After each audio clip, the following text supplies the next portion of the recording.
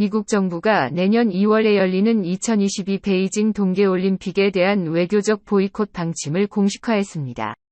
젠 사키 백악관 대변인은 현지 시간 6일 브리핑에서 바이든 정부는 신장에서의 지속적인 종족 학살과 반인도적 범죄, 기타 인권 유린을 감안해 베이징 올림픽에 어떤 외교적, 공식적 정부 대표단을 보내지 않을 것이라고 말했습니다.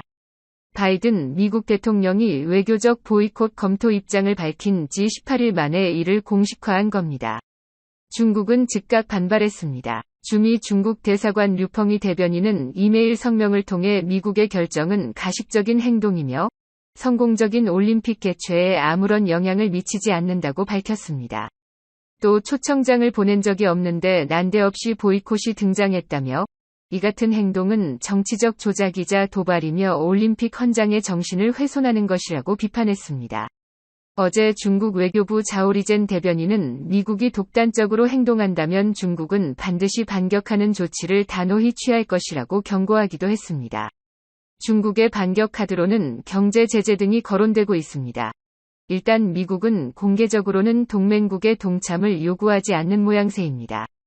사키 대변인은 동맹국들을 외교적 보이콧에 동참시키려 하느냐는 질문에 우리는 동맹국에도 이 결정을 알렸고 명백히 그들 각자가 결정하도록 맡겨둘 것이라고 답했습니다. 하지만 미국의 입장은 동맹국과 우방국들의 일종의 압력으로 다가올 수 있습니다. 특히 미국이 중국의 지독한 인권 침해를 내세워 올림픽 보이콧을 결정했기 때문에 만일 우방국이 보이콧에 동참하지 않는다면 중국의 인권 침해를 눈감는 것으로 비춰질 소지가 있습니다. 이번 미국의 외교적 보이콧 방침이 오는 9일부터 열리는 미국 주도의 민주주의 정상회의 개최를 앞두고 발표됐다는 점에도 주목할 필요가 있습니다.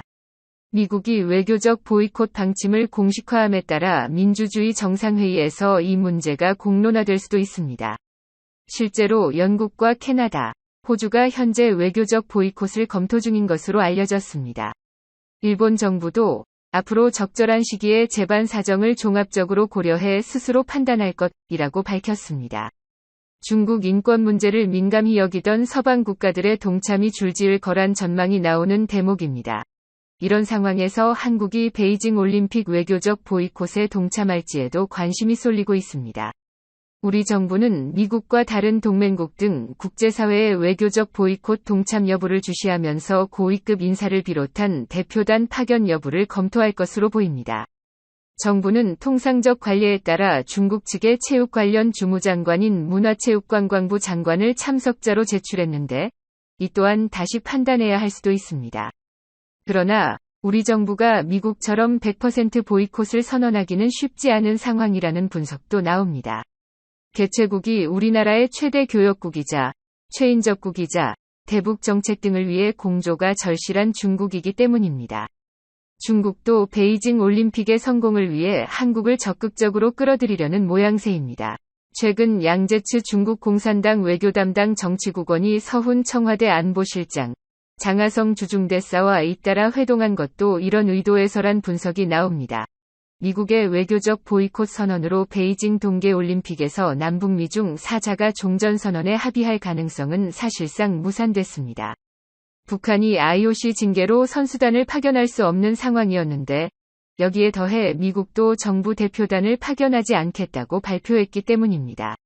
하지만 정부는 미국의 외교적 보이콧은 우리 정부가 구상 중인 종전선언과는 무관하다고 설명합니다.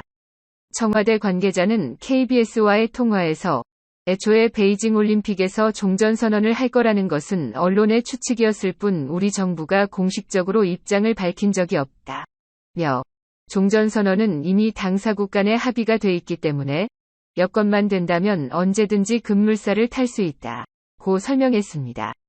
굳이 베이징 올림픽이 아니더라도 당사국들만 합의하면 언제든지 어떤 형식으로든지 종전선언 논의와 합의가 가능하다는 겁니다. 하지만 베이징 올림픽이 2018년 평창 올림픽처럼 남북 관계와 동북아 평화의 주요 변환점이 되길 바랬던 우리 정부의 구상에 빨간불이 켜진 건 확실해 보입니다. 미중 대치 구도가 베이징 올림픽과 민주주의 정상회의를 기점으로 제재를 부과하는 등의 실질적 갈등으로 격화될 가능성이 크다는 점도 문제입니다. 특히 인권 문제는 미중이 서로 한 발짝도 양보할 수 없는 가치 대립이기 때문에 서방 세계 대 중국의 진영 대결 구도를 심화하는 발화점이 될 수 있습니다. 미중 갈등 격화라는 딜레마적 상황에서 우리 정부의 고민도 깊어지고 있습니다.